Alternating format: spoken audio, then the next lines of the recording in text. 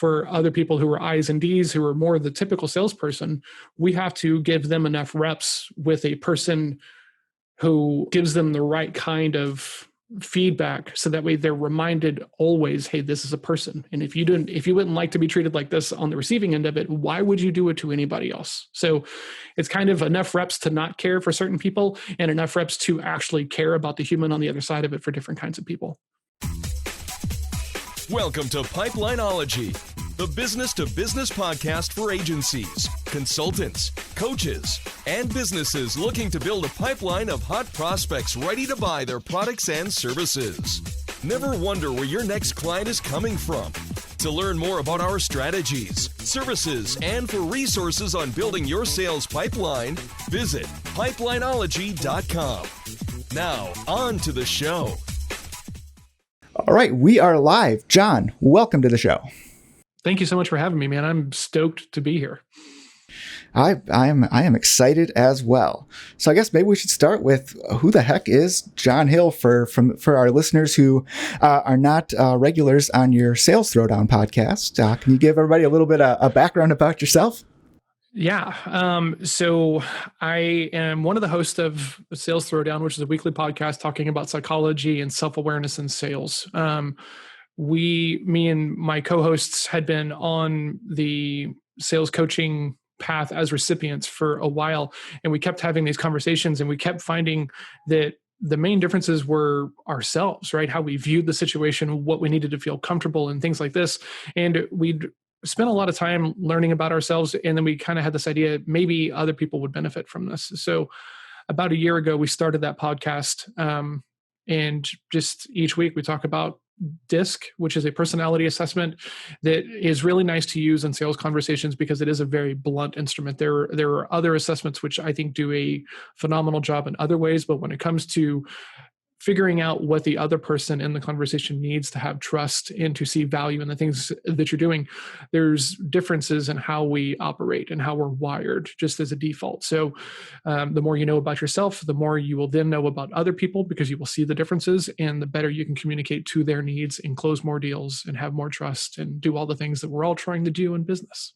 So that's kind of the one of the projects. My main company is called Adapted Growth, and we coach salespeople, agency owners, consultants. We help people find sales closers. We help people scale sales teams around process and technology and doing it the right way, so that way it actually scales and avoids some of the hiccups that people normally run into when they're trying to scale sales past themselves.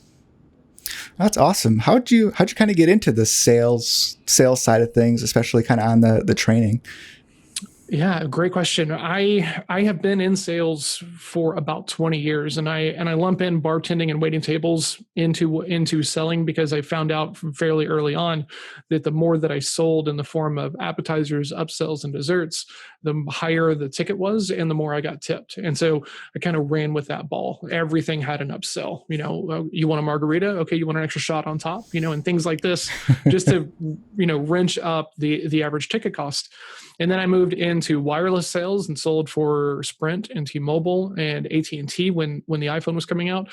And then moved into banking because I was kind of tired of retail and was a financial advisor, had my Series 7 and 66 and sold and wrote business there. And then I got an opportunity from a friend at my martial arts school that I was training at to come sell medical devices, which is the brass ring, right? Like this is where the killers hang out. And I was so excited. And I had a lot of ego around my ability to sell and learned really quickly that a lot of that ego was unfounded, right? I struggled. I had a very hard time getting acclimated to the B2B structure, being way outside in these things. And so first job I ever had where I was not like immediately successful, which was a huge blow to my ego, and I was waiting tables at night to kind of supplement because I took a pay cut to go do this thing. And it was kind of a nightmare. And then another friend of mine from the same martial arts school said, you should come meet my coach. And what's really weird about the situation is I had been learning martial arts from my coach, right? My teacher, and I was now coaching him. But he goes, you should come meet my sales coach. And I said, I don't need a coach. Right. It's so crazy. I'm coaching him because I put in enough time that my coach allowed me to coach other people. And here I am seeing no value in a coach to help me out in the thing that generates all my revenue and my livelihood. And he goes, okay. I was like, that's it. You're not gonna try harder. And he goes, no. If you're not ready, you're not ready. And I was like, wait a minute, I didn't say I'm not ready. And he goes, well, here are some tapes. And I listened to these tapes, and it was, my whole head exploded. There was a whole other world around like sales and selling that I just did not have any exposure or access to. And then after that, it's like, cool, somebody else has done this. I want this, right? I'm a technique and process driven guy anyway. So once I realized that there's other ways of doing it, I just want it. I don't have any ego once I see that there's a different, better way. I just want as much of that information as I can get. So about that time, I was becoming a little disillusioned with the medical devices. I mean, it's kind of crazy, some of the deals that go on there, and I didn't really think I wanted to do it for forever. And so the other guy was like, finally, come talk to me. And I went and talked to him, and he was like, I'd like you to be a partner in the website company that I'm building. And I said, I'm totally down to do this, but I want all the sales training. And he's like, that's the only reason we're talking about it. And that's where it started. That is awesome. Yeah. I think when you mentioned the sales or the process driven guy, I think that kind of leads into our conversation before we kind of got on the air here. Was sales is a voluminous topic, right? You have a podcast that just talks about that every week. And when I asked you to come on, I said, John, if we had 30 minutes, what is going to be the most impactful thing we can talk about for 30 minutes that's going to really help somebody close more sales, get more people sold and in their world? And what did we come up with? So a lot of how I think about sales and selling comes from two main areas, right? One of them I talked about a moment ago, which is like martial arts, right? The big thing in martial arts is that if you're not training regularly, like multiple times per week, you're not really progressing, and then rust starts to develop on your techniques. Same thing happens in sales, right? The other big area where I draw a lot of my sales philosophy from is from poker. I played professional poker in 2006, from January until September of that year. Paid all my bills. It was awesome. Not the best way to like balance a family, but I didn't really have one at the time. I had my girlfriend, who I'm still with, and she was amazing and very patient. But in poker, it's about consistency. How consistent can you win? How consistent can you minimize your losses? Right? Because if you run out of money, you're just out of money, you're out of the game, right? So how do you make sure that you're not leaking money in bad ways and maximizing in the good ways? And there's a whole process to poker, right? You know, you see it on TV and you see these people, especially like older style people who are playing by feel, but like there's this whole group of, and it's called game theory optimal, right? So knowing the math inside and out, so that way your decision making is always consistently good. And selling is the same way, right? So a lot of people think that salespeople can flip a complete no to a complete yes, and you might be able to. Honestly, you know, there are probably some people who are capable of doing that. But when we look at the time that selling eats up with, you know, prospecting and qualifying and closing and proposals and haggling and follow up and everything else like this, it's not so much about your ability to be influential and make people totally shift their tune. It's about how do you manage the time so that way you're spending people or time with the right people who you have the highest percentage of buy-in with just starting out. So that's the very first step in process, right? Which doubles down on the work that you're doing on the marketing side, hopefully, about identifying your target market, your target avatar, their buyer's journey, and things like that. So that way you can start saying no to everything else that comes along your way, because it just doesn't make sense. You know, sales used to be a thing of, because we were limited by geography and we weren't all super connected, that it made sense to spend more time with people and really work them from a no to a yes and work the long game. But now, you know, I can prospect on LinkedIn, right? And get in front of hundreds of people who don't live in my city. So why do I need to spend time with somebody who's not going to see value in what I'm doing, right? I can continue to beat my head against that wall, or I can go fish in a different pond and have better opportunities and better chances. So that's the very first step of process, is really taking the work that you put into your marketing and also building it into your sales approach and prospecting as well. I think that makes a lot of sense. So when you start talking to people about sales processes, do you find that there's a natural resistance where somebody says, I don't need a process, I'm the guy? Yeah. Just about everybody I talk to tells me that they close every deal that they get in front of, which I have been that guy. I have felt pressure to make statements along those same lines in the past, but it's just not true, right? It's just absolutely not. And one of the things that I have learned is that it's really hard to improve on anything whenever you don't know what the baseline is, right? And in sales, just like in poker, you can lie to yourself very easily. I made the right decisions. I just got unlucky, right? Did everything I could do, but just couldn't close that deal. No one was going to close that deal, and that might be true, but at some point you got to take some accountability and ownership over your abilities and what you're able to do, and then adjust as necessary, right? You might not close at the same rate that I close. That doesn't mean you can't be successful, right? You might not get as many appointments as I do on prospecting. Once again, that doesn't mean you can't be successful. It just means that you either need to adjust your cadences and your behaviors or activities, or find a different way, right? Cold calling still works. Cold email works, right? LinkedIn works, right? Organic reach works. There's all of these different ways of skinning the cat. You just have to find the way that works for you, which is another reason why process is so important. Because once you know the path, it's a little bit easier to stay on the path. Whereas when you're working without a process, you can, this seems okay, and this seems okay, and this seems okay. And then when you want to go to hand it off to somebody else, it's nearly impossible to do so. No, I can tell you, I've been guilty of that myself, of not really having a process in place, and then when it comes time to have somebody else come on board to help with that, it's a disaster. Trying to just that, for lack of a better word, that's it's kind of what happens is they say, okay, great, you could sell. Why can't I? What's going on? And you're like, well, you're not me. And that's kind of a terrible way to build a business. I don't know widely, but the people that I talk to are deathly concerned about making mistakes in hiring, right? Because it's going to take time to ramp somebody up. It's going to take time to go through the whole process of like interviewing and vetting and making sure they're a good fit. And then you got to bring them on and train them. And then if you make a bad, hire, they leave and you got to do the whole thing over again, right? When you have process, you can say, cool, here's 80% of what you need to get started. And you can eliminate some of the ramp up time and scale your hiring and make it easier and make it more repeatable, because people are going to leave, right? It just happens, right? And you don't want to be the guy who's holding someone hostage, essentially, because you don't know how to replace them, So how do you, I think perhaps people think that, I got to make a process, which means it has to be this really slick, polished, high pressure, buy or die type of scenario, right? Where we feel like we're, what's that movie? The Wall Street one, but yeah.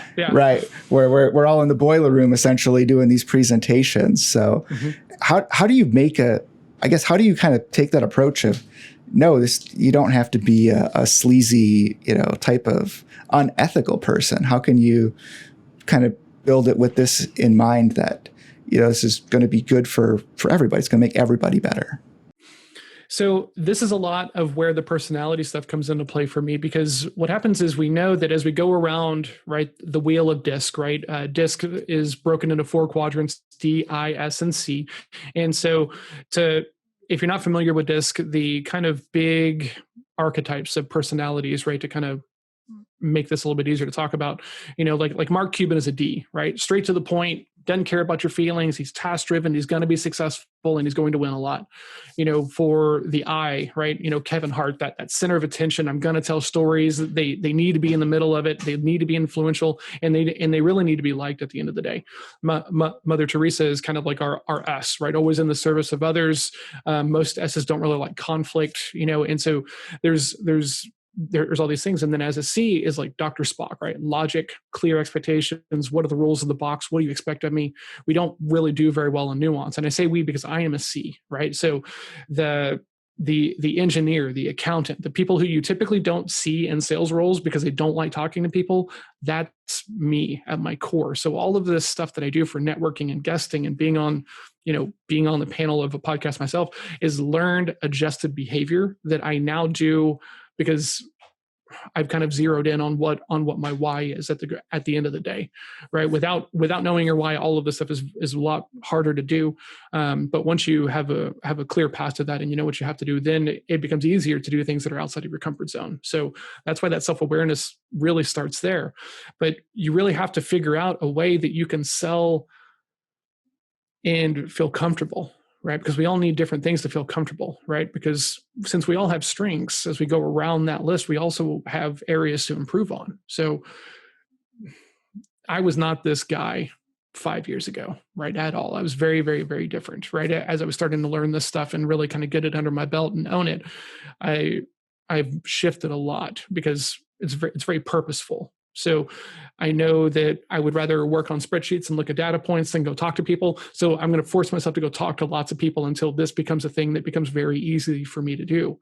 But it's never my natural inclination. So that's why, KPIs and tracking your activities and things like this become really important.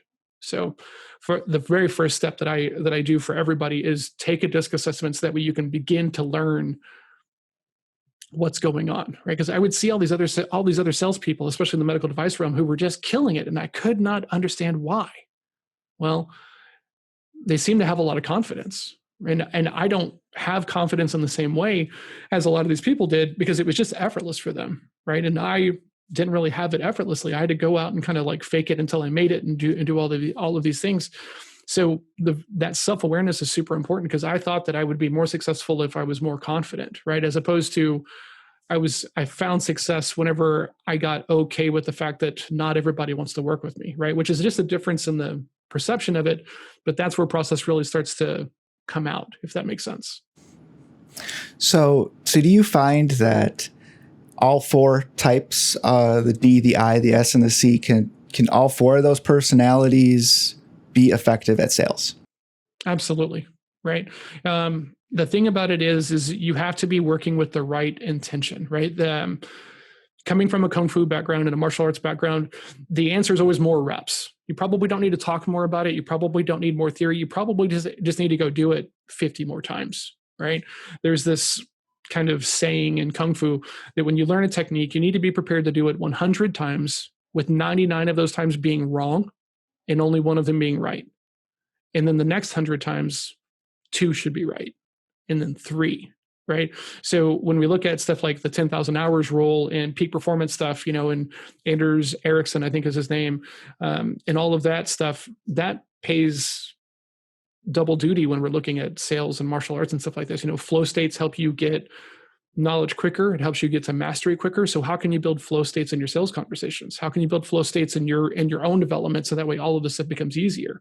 And there's some components that we do with our coaching around that. But that's where it is, right? You have to know where you're starting from so that way you can build a plan to figure out how you want to go. I coach some people who were S types, who were notorious for not being good salespeople. They've got too much empathy. They don't like to ask hard questions. They don't like to frame conversations well. And so for those kinds of people, we take a very specific style of training and coaching, which is just reps and reps and reps. So that way they know they can say hard questions and the world doesn't actually end.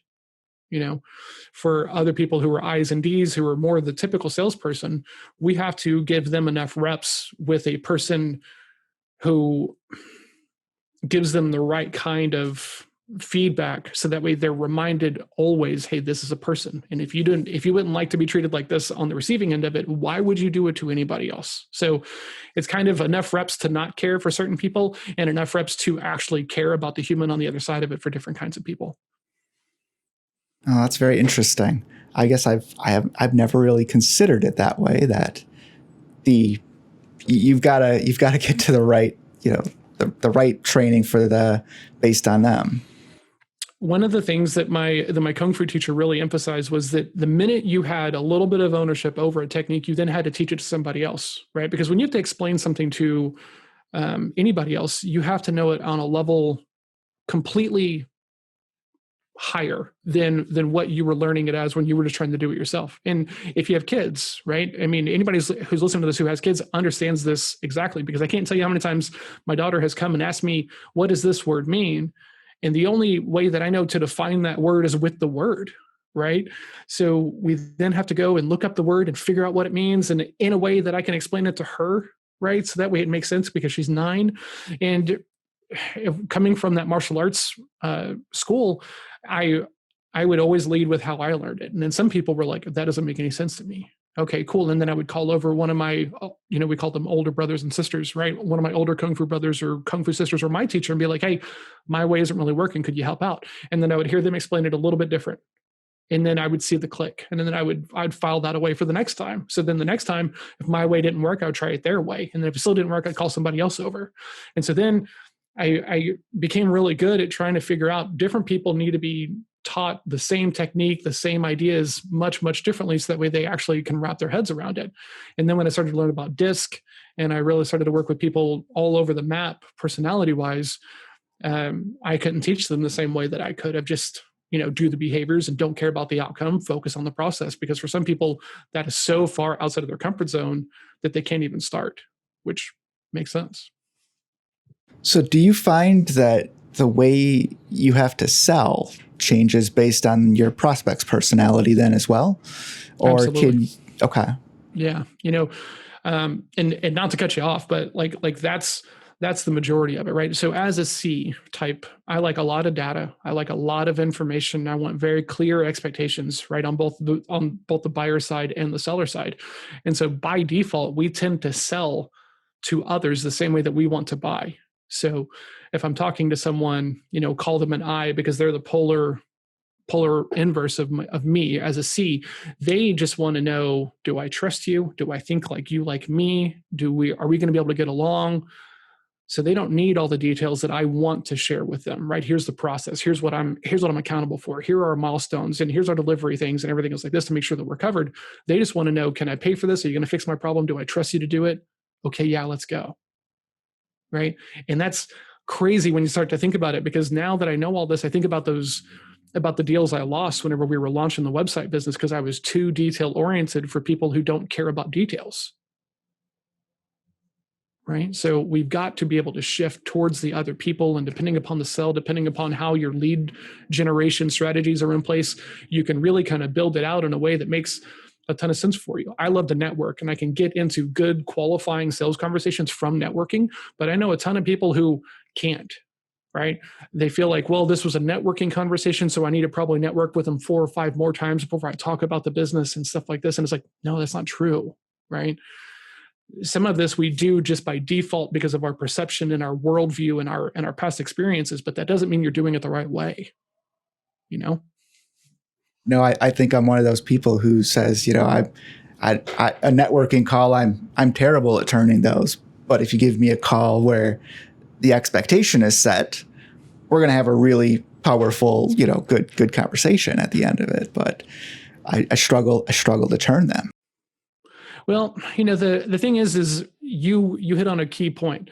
Everybody wants to know the expectations. Nobody wants to hop on a networking call and then it's a pamphlet push, or let me show you like what we're doing over here. Oh, you see value in this? I had no idea. And like trying so hard to play like you're like there's not any interface with sales, right? Some of the groups that we're both in, we will see people and like, cool, I'm going to hire a salesperson. What do I call them?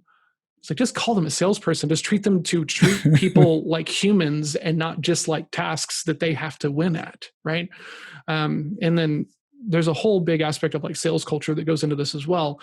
If you're one of these people who thinks that everybody needs you and that every sale is a knockdown and why aren't you closing these deals, you're going to build a culture that is going to be incentivized around shoving bad fits, being high pressure when you don't really need to be, and things like this. Whereas if you can have a process-oriented culture and one that's focused on self-coaching, then what happens is you're going to get a whole different kind of salesperson, which is totally fine. But these people will stay around longer than some of the other people will, and you'll have more scale, you'll have more forecastability, you'll have more bankability in your pipeline. One of the big things that I talk about with people is if you're mentally holding any opportunity is kind of precious. Like, man, I really need this one. I really need this one. You don't have enough stuff in your pipeline, right? Because you should have enough deals in your pipeline, that you can't even hold it all in your head. So that way you're forced to use a CRM. Everybody should be using a CRM. I don't know why people don't.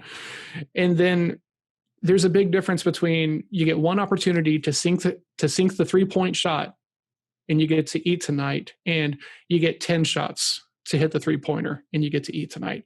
The difference in those two situations is so significant, and it doesn't matter whether that's sales or poker or martial arts or business or anything else.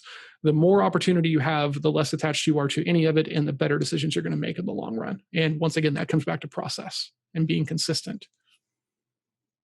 So if I say, okay, I think this process thing is a good idea, what should I be measuring? How do I keep score? How do I know that we're moving in the right direction? Man, okay, so this is my favorite topic about the whole thing, right? Because KPIs are my bread and butter. Like, I live by them, and for those who don't know, KPI stands for Key Performance Indicator. When I first learned about them, I heard someone call them key predictive indicators. And I prefer to look at them as predictive indicators as opposed to performance indicators, because I feel like it changes the tone of the conversation when you're talking with, a salesperson and you want to talk about their KPIs, right? When they're predictive indicators, meaning that these are activities that if we do them consistently, they lead to the right outcome, then, it's really easy to kind of hold people accountable, set out structures and process and everything else. When you're living in a results-only environment, it becomes, don't worry about it, boss. I'm going to hit my numbers. I've got a big one on the line, and these things that sometimes salespeople do because they're trying to thrive in a "what have you done for me lately" kind of like situation. So the very first thing of process, honestly, I start with, what do you say no to? Right? Because if you can learn to say no very, very quickly, right, and that becomes easier, you stop spending time with people who don't make sense, right? So, Gary, I know your business pretty well because you and I work together. If somebody came to you who was like your cousin, who you didn't even know had a business or was into any of the things that you deal with, and they came to you and they were like, "Gary, I need your help," you wouldn't go to them and be like, oh, "Okay, cool. When do you want to start?" Or you would have concern, right? Because they don't fit anything that you know to be true about the people who you normally kill it with. So when we're trying to manage our time, this kind of doesn't make sense to go have a call, put together a proposal, do my 8 stages of follow-up and all these things that like we know we're supposed to do, because it just doesn't make sense. And then what happens is we get to have some nice skepticism, right? We ask more questions. We don't make as many assumptions. And that is a huge part of just selling well in general. Don't make assumptions about other people's businesses, because nobody wants to admit that their business is exactly like somebody else's, because it's probably not. So when you show up and you make a bunch of assumptions, you're not giving them the room to talk. So they're going to feel like you just want to make a sale. So there's, some nice little things to that. Most people get into sales because somebody was like, "Man, you like to talk. You should be in sales." It's one of the worst traits of like salespeople are people who just can't shut up and just talk endlessly. So got to be able to let them talk. I'll say I was fortunate on that side in sales that I don't like to talk to people at all. So I'm happy to let people talk themselves right into a sale and just ask a few questions here and there and let them tell me exactly how they want to buy. Exactly. And most people will, right? When you can do a good job of, why is that important? Gary, I get that you want to grow your business, but why now? Why me? Right? And you start to ask those questions, they will tell you exactly what they're thinking, where their thoughts are, what they see value in, what they need to see to feel comfortable to moving forward. And then you don't have to make any assumptions. You don't have to go do the thing where you're going to go create 3 different proposals just to make sure you've got all the different budget levels all figured out and everything else. And then you don't overload them with choice, right? One of the things that's really interesting to me is that marketing often talks about limiting the amount of calls to action, because if you put too many in them, in anything you're working on, then people don't take action. Same thing happens in sales conversations. If I show up and I give you a $5,000 option, a $3,000 option, and a $1,500 option, does it really look like I am looking out for what's best for you? Or does it look like I'm just trying to get you to buy no matter what? Please pay me. I hope you've got some money in that wallet, And it's, the salesperson is there to help make the decision. Even if that decision is, we're not the right ones to help you. You need to go talk to somebody else. And I think a lot of people forget that. So when it comes to presenting options, have you Have you found that it is best to recommend either one or we're not right, or is there a good number of ones that where you can use kind of a consultative approach of here's the one I'd recommend for you? I think there's going to be a sweet spot. Part of this is going to be personality driven, right? Some people really want to show some options because they're like, hey, look, I want you to make the right decision for you. The way that I sell, I try to position myself as, let's go really deep. Like, I'm going to ask you a ton of questions because I want to make sure that A, I can help you. B, you're in the right spot for us to have the right kind of impact with. And C, so that I can go back to my team to make sure that I'm not overcommitting us to anything, right? Is that going to be okay? Right? I make them an active participant by turning things into questions as opposed to doing what a lot of people talk about of assuming the sale, right? When you take the power away from an adult to make their own decisions, they don't like it. They don't like it in like in any situation at all, unless they've already bought into the situation in some other way, right? I don't care if it's your team. I don't care if it's your wife or partner, whatever.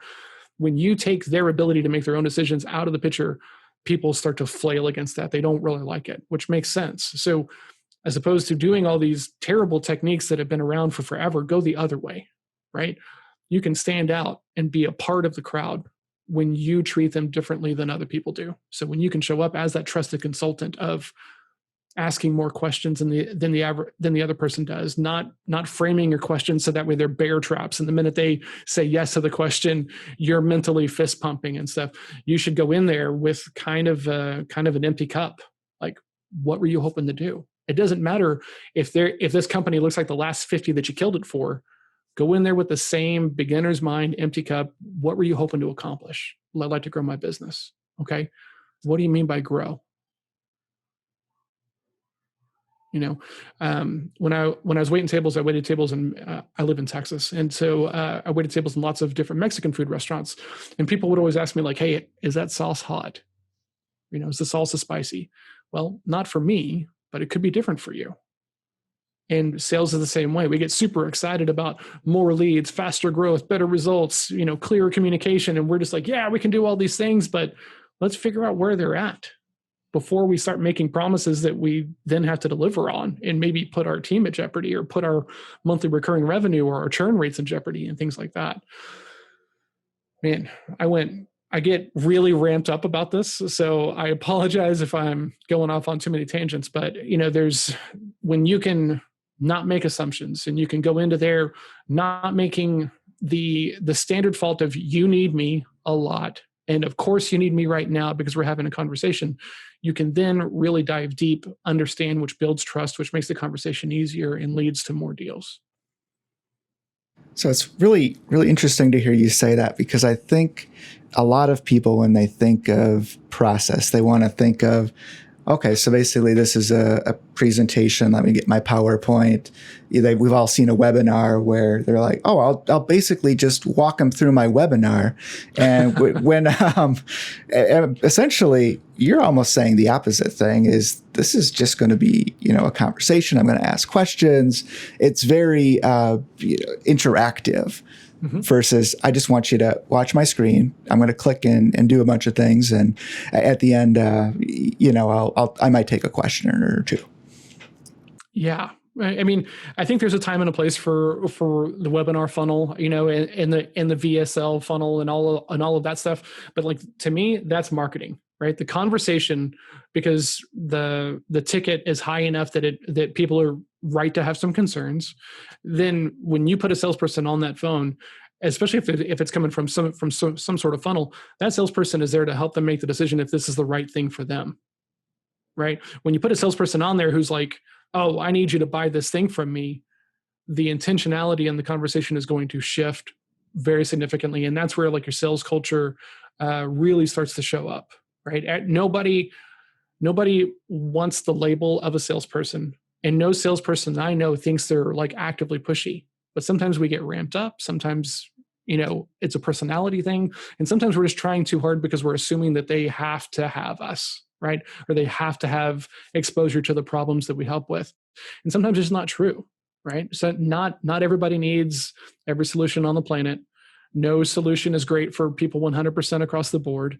So really digging into who do you kill it for, and who do you not? Because if you're not killing it for a segment of people, stop saying yes to those people. Stop spending time with those people. Why would you put together a proposal for somebody who's in a market that you've never been able to deliver on? It doesn't make any sense, but we see salespeople do it all the time.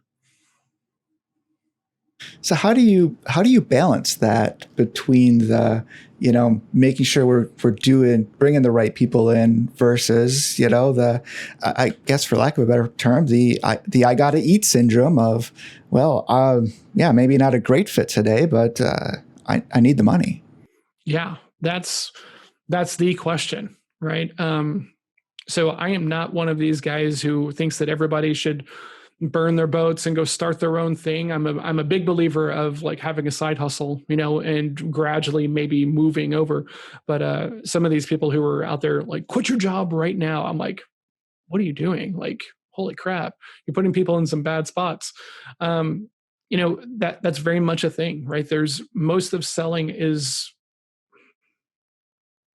mindset driven, right? So if you need that deal so bad, you're going to chase and you're going to chase and you're going to chase and you're going to compromise. You're going to make some bad decisions because you're too attached to it, which is why you really have to double down on your prospecting, right? Making sure that the pipeline is nice and full, that you've got enough meetings on the calendar, that you're not sweating anyone individually.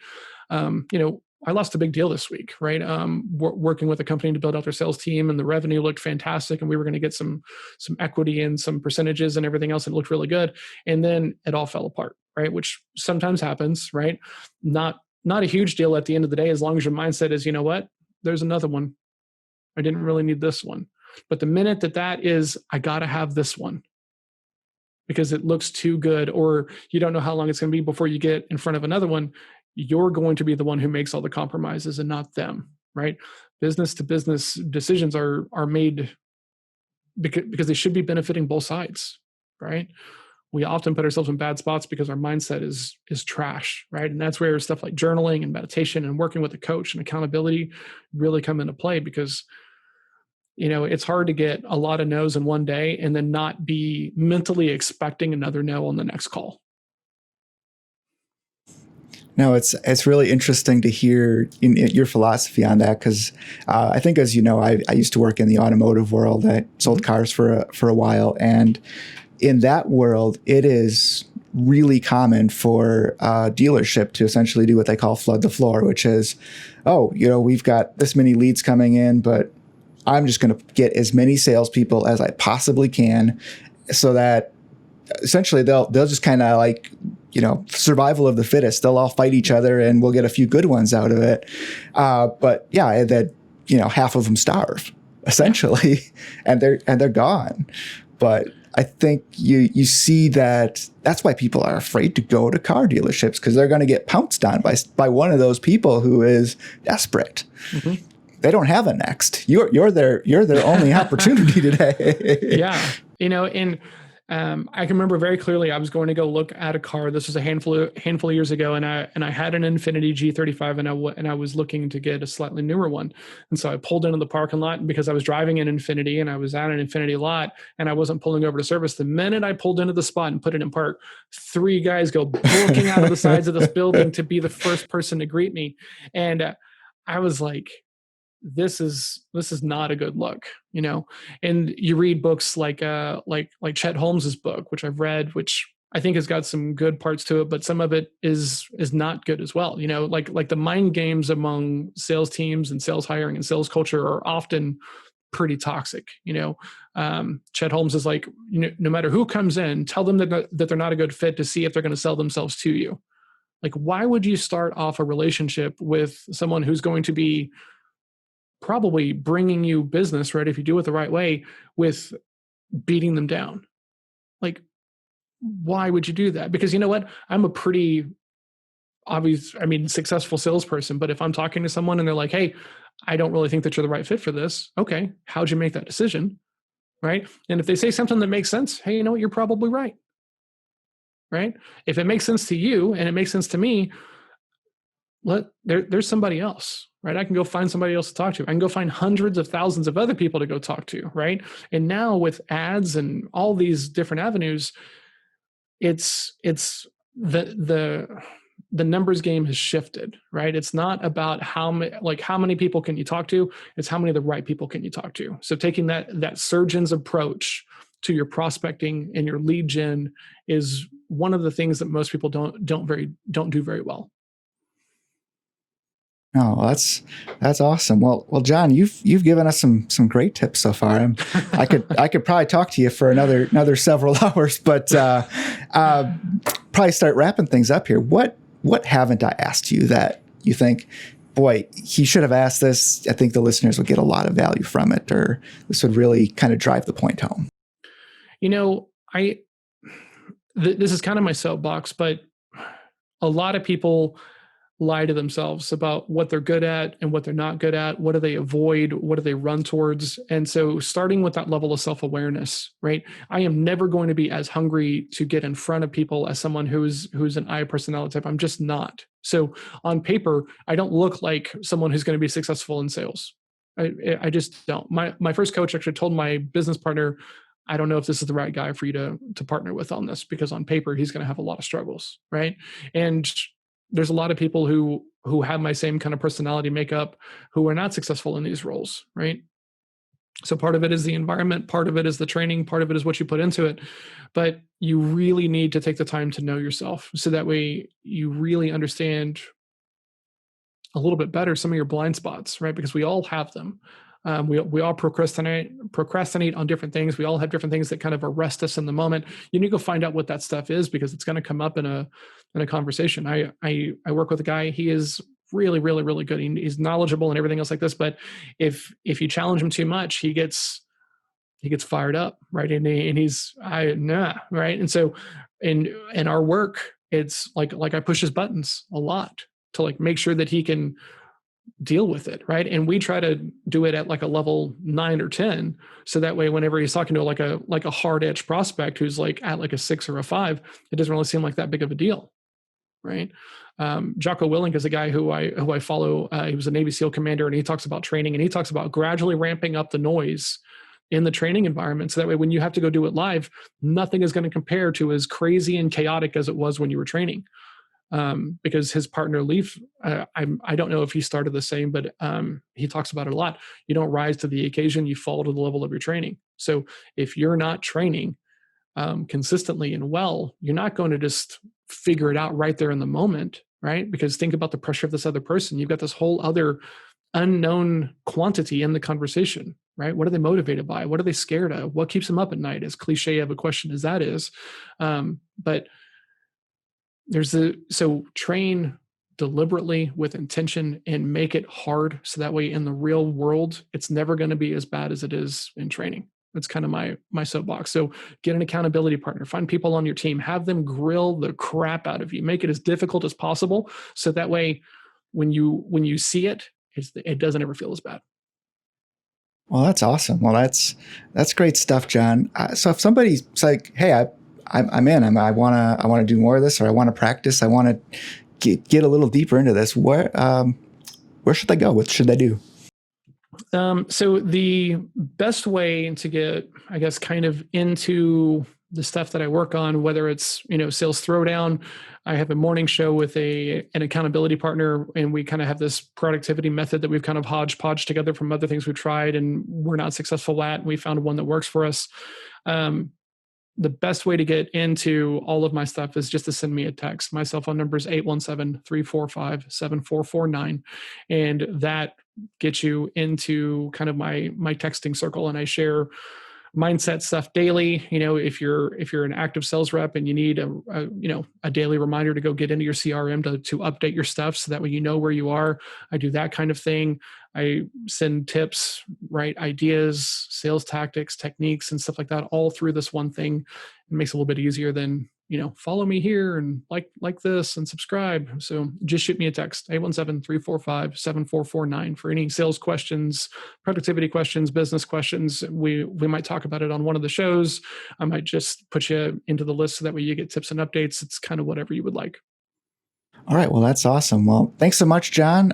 John Hill, Adapted Growth Sales Throwdown podcast. And what was that number one more time? 817-345-7449. He loves text messages. Please text him. Yeah, blow me up. Absolutely. All right. Well, thanks so much. Really appreciate you coming on, John. And we'll probably have you on again sometime, I'm thinking. Awesome. Explore Gary, some more of this stuff. I appreciate it. Have a great day. All right. Take care. Thanks for listening to the Pipelineology podcast. We hope you enjoyed today's episode and look forward to seeing you on the next one. If you enjoyed this episode, please consider giving us a review on iTunes, Spotify, or wherever you listen to podcasts.